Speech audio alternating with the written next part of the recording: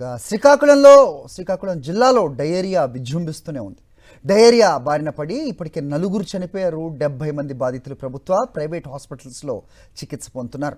డయేరియాను గుర్తించడంలో ప్రభుత్వ యంత్రాంగం విఫలమైంది అనే విమర్శలు వస్తున్నాయి.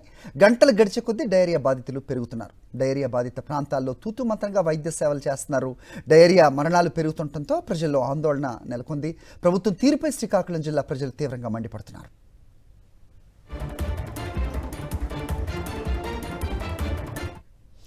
రైట్, ఇదే అంశంపై అప్డేట్స్ మా కరెస్పాండెంట్ అనిల్ ఇస్తారు. అనిల్,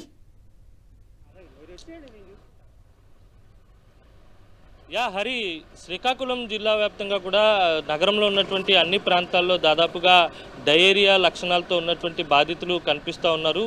ప్రస్తుతం శ్రీకాకుళంలో ఉన్నటువంటి దాదాపుగా 4 ప్రాంతాల్లో డయేరియా ప్రభావం ఎక్కువగా ఉన్నట్టుగా అధికారులు గుర్తించారు. ఇప్పటి వరకు కూడా 64 మంది డయేరియా లక్షణాలతో ఆసుపత్రిలో చేరారు. మరో 39 మంది స్వల్ప లక్షణాలతో ఇంట్లో ఉండే ట్రీట్మెంట్ తీసుకుంటున్నటువంటి పరిస్థితి. ఇప్పటి వరకు ట్రీట్మెంట్ తీసుకున్నటువంటి డయేరియా బాధితుల్లో 2 పరిస్థితి విషమంగా ఉన్నట్టుగా కూడా అధికారులు చెప్తా ఉన్నారు. వారికి వెంటిలేటర్పై వైద్యం కొనసాగుతోంది. అయితే డయేరియా ప్రబలినటువంటి ప్రాంతాలన్నీ కూడా అత్యంత దారుణంగా ఉన్నాయి. పారిశుద్ధ్యం ఎక్కడ కూడా కనిపించడం లేదు. పూర్తిగా మంచినీరు కలుషితం అయినటువంటి కారణంగానే డయేరియా ఇంత పెద్ద ఎత్తున ప్రబలిందనేటువంటి అనుమానాలు కూడా వ్యక్తమవుతున్నాయి. అయితే ఇక్కడ ఉన్నటువంటి ఈ ప్రాంతాల్లో ప్రస్తుతం దమ్మల వీధిలో మనం ఉన్నాం. ఇక్కడ కావచ్చు, లేకపోతే కాకి వీధి, అలాగే వాంబే కాలనీ వంటి ప్రాంతాల్లో సేకరించినటువంటి వాటర్ శాంపిల్స్ను రీజనల్ ఫుడ్ ల్యాబొరేటరీకి పంపించడం జరిగింది. రిపోర్ట్ రావాల్సి ఉంది.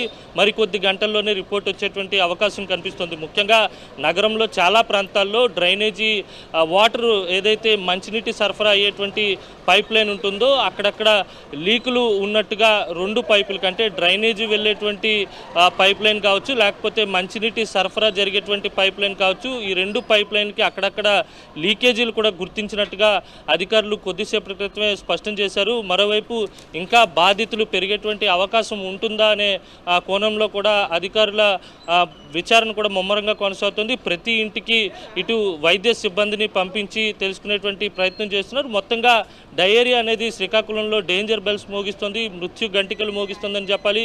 ఎందుకంటే మరణాలు పెరిగేటువంటి అవకాశం ఉందనే వార్తలు కూడా వినిపిస్తూ ఉన్నాయి. ఎప్పటికైనా తక్షణమే చర్యలు చేపట్టాలని ఇక్కడ ఉన్నటువంటి ప్రజలు డిమాండ్ చేస్తున్నారు. రక్షిత మంచినీటి సరఫరా చేయాలని చెప్పి కోరుతూ ఉన్నారు. ఏదేమైనప్పటికీ కూడా మరి కాసేపట్లోనే మరికొన్ని స్టాటిస్టిక్స్ వచ్చేటువంటి అవకాశం కనిపిస్తోంది. ట్రీట్మెంట్ తీసుకుంటున్న వారి పరిస్థితి కోలుకుంటున్నారా, లేకపోతే ఇంకా విషమంగా మారేటువంటి అవకాశం ఉంటుందా అనేది కూడా తేలాల్సి ఉంది. రిపోర్ట్స్ వచ్చిన తర్వాత పూర్తిగా వాటర్ కంటామినేషన్కి సంబంధించినటువంటి సమాచారం కూడా వెల్లడయ్యేటువంటి అవకాశం కనిపిస్తోంది. Hari, right Anil, thanks for the inputs.